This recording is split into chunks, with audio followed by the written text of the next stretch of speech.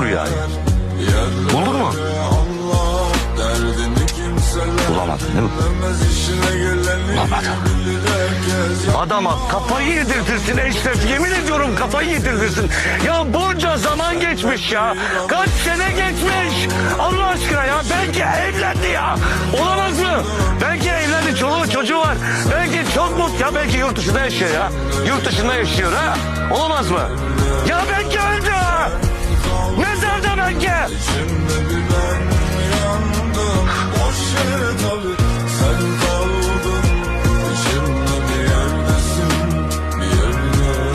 Bir kalp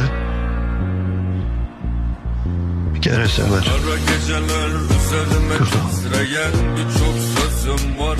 Beni bekleyen ne çok hırsım var. Tükenip bitmeyen sabrımdan aldırmam. Düşenle işiniz yok akılları kârında.